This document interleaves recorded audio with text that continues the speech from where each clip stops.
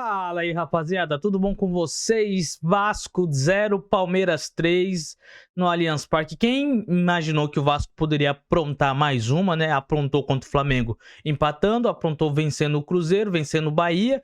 Imaginou que o Palmeiras tivesse um pouquinho mais de dificuldade de vencer desse Vasco, que estava encaminhando bem desde quando o Diniz entra ali no comando técnico do time. Passa a ser o time que faz mais gols desse período do Diniz. Até o momento é o time que mais faz gols no Campeonato Brasileiro até então, né? Fez algumas goleadas, venceu muito bem, estava ganhando sempre. As suas vitórias que estavam tendo era sempre com um placar um pouquinho maiorzinho, nunca 1-0 magrinho, mas sempre um 2-0. Então passou a fazer bastante gols o Vasco. E hoje a gente imaginava que pelo menos um empate era possível, até mesmo uma zebra. Se vencesse seria considerado uma zebra, porque do outro lado teria um forte adversário, que é o caso do Palmeiras. Querendo ou não, Palmeiras é e sempre vai ser favorito nessas configurações atuais. Palmeiras com o timaço que tá, com o desenvolvimento do clube, da equipe, mesmo com a ausência ali do Lucas Evangelista, né, que infelizmente para ele a temporada acabou, vai ter que passar por procedimento cirúrgico, mas tem o Flaco Lopes voando, tem o Vitor Roque que encaixou essa dupla, tá? A dupla implacável, né? Jogando muito, né? O Mário e o Luigi, como o Palmeiras fez a postagem lá, muito bem, cara. E é isso aí.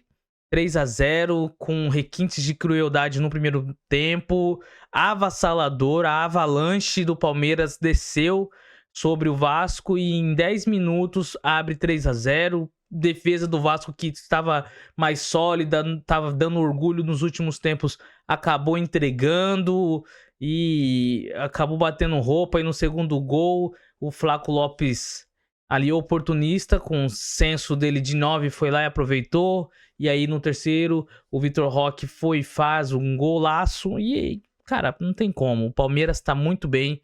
Se inscreve no canal, deixa o like, bora falar um pouquinho sobre esse jogo.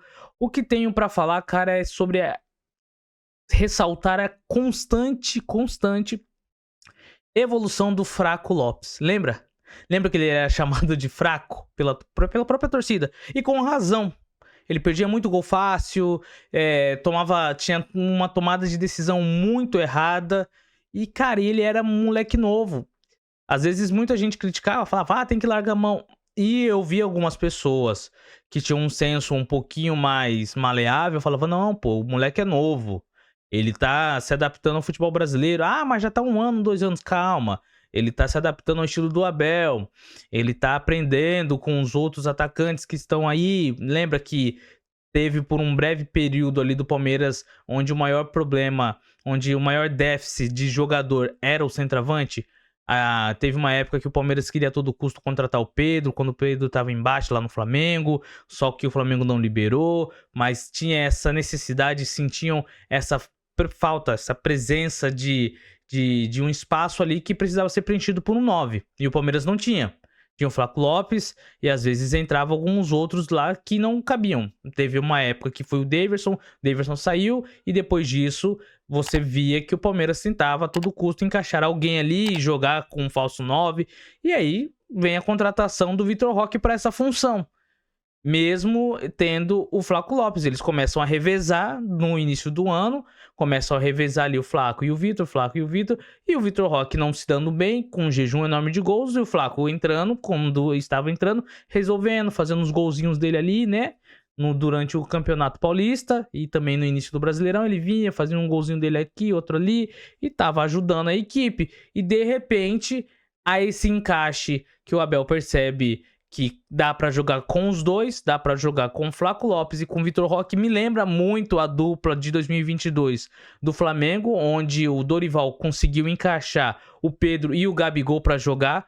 Eles fazem praticamente a mesma função, o Vitor Roque e o Flaco Lopes hoje, com o Pedro e o Gabigol. Só que lá naquela época, o Pedro era um cara mais presença diária e o Gabigol ele deu um passo mais para trás, saiu para construir jogada, tanto é que o Gabigol dava muita assistência pro Pedro. E dessa vez é a mesma coisa. O Vitor Roque ele fica ali um pouco mais à frente e o Flaco Lopes ele está voltando, cara, e tá criando jogada.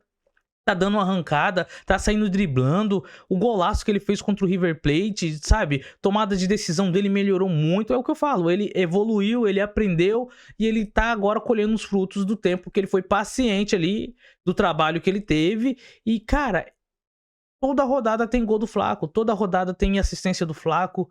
Pra mim, na minha opinião, é o melhor jogador hoje do Palmeiras. Até então, ano passado, no metade do ano, era o Estevão. O Estevão saiu, ficou aquela lacuna. Como que vai ser preenchido esse Palmeiras? E o Abel, tem que parabenizar mais uma vez o Abel.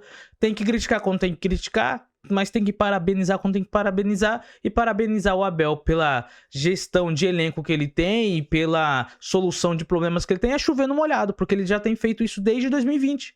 Em 21, ai, mas como que o Abel vai arrumar esse time? Foi lá, arrumou direitinho. Em 22, perde algumas peças. Ai, como que o Abel vai conseguir? 23, ai, sem Danilo, sem isso, sem aquilo, menino, não sei o que. Ele vai atrás dos moleques. Em 24, ai, o que o Abel vai fazer pra resolver? Ah, mas não tá ganhando nada, sai. Cara, não me interessa. O Abel sempre tem achado uma solução. Por isso que há confiança na diretoria nele, há confiança em muitos torcedores nele. Os torcedores que às vezes se levantam quando tem uma derrota, tá no período ruim, pra criticar, pra xingar e pra ofender ele e dizer que ele tem que sair, são os torcedores que às vezes não são muito super emocionais, sabe? Esses torcedores que, e se é 8 ou 80, se perdeu um time é um lixo, mas se ganhou o time é campeão, o time é tudo. Mas o que importa é que o Palmeiras faz 3-0 no primeiro tempo, no segundo tempo óbvio que a rotação ali, o ritmo ia abaixar, o Vasco consegue se soltar, teve algumas oportunidades de finalização, mas hoje o Vasco estava muito mal na finalização, o Gomes errando muita finalização, o Ryan também tomada de decisão, o Coutinho teve algumas finalizações boas, o Everton defendeu também, se jogou em um momento lá que quase machucou, sentiu muito a mão, mas aos poucos o Vasco foi se soltando, mas também do outro lado, mesmo com uma rotação mais baixa, mesmo com um ritmo mais baixo, sim, em comparação com o primeiro tempo, o Palmeiras foi saindo e teve o gol do Vitor Roque, onde ele deixa o zagueirão do Vasco lá no chão, impedido por pouquinho, por centímetros, e aí, senão seria um 4-0, teve um momento onde o Léo Jardim faz algumas ótimas defesas, também a queima-roupa, o placar poderia ter sido muito maior, mesmo com o Palmeiras dando aquela baixada de ritmo e só administrando ali. E do lado do Vasco fica ali também o aprendizado de que joga eles um pouco na realidade também, de que o Vasco tá numa crescente de evolução, mas ainda assim não é esse timaço todo como muitos imaginam. Porque é igual eu falei, o futebol brasileiro ele é 8 ou 80. Se você ganha 3 seguidas, você é o cara. Se você perde 3 seguidas, você é o lixo, seu time é um lixo. Se você empata 3 seguidas, seu time já não presta também, tá em crise. E é assim, futebol é muito cíclico, principalmente o futebol brasileiro, ele é muito acelerado, ele vive numa semana. Tem o jogo de domingo e quarta, pode acontecer muita coisa nesse espaço de 3 dias aí, e 3 dias, 4 dias definem se o time é um lixo, se o time é ótimo, se o time vai ser campeão ou se o time não presta pra nada, vai ser rebaixado. É isso daí, cara. Futebol é emoção e tudo que tem emoção é isso aí, essa montanha russa de emoções mesmo. E o Palmeiras agora fica apenas, acho que se não for me engano, 2 pontinhos do Flamengo. Os dois estão com o mesmo número de pontos. Amanhã o Flamengo tem um jogo importantíssimo, dificílimo com o Cruzeiro, confronto diretaço. E mais à frente vai ter também o confronto contra o Palmeiras, que vai ser mais um confronto direto.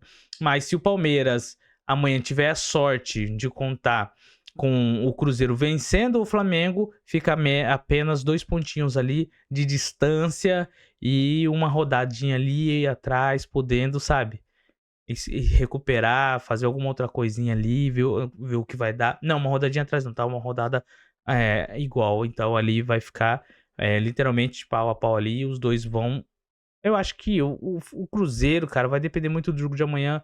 Eu acho que o Cruzeiro corre ali pelas beiradas como uma terceira via, mas que o campeonato vai ficar na mão ou de Flamengo ou de Palmeiras, vai ser assim, igual em 2016, igual foi sempre duas equipes se sobressaindo e disputando, igual foi em 2023, Botafogo e Palmeiras, entendeu? Então vai ficar mais ou menos nesse ritmo aí, porque aí a partir daí desse confronto direto, aquele que vencer, e eu acho que já joga um balde de água fria no adversário, e o outro ganha uma injeção de confiança e vai pra cima.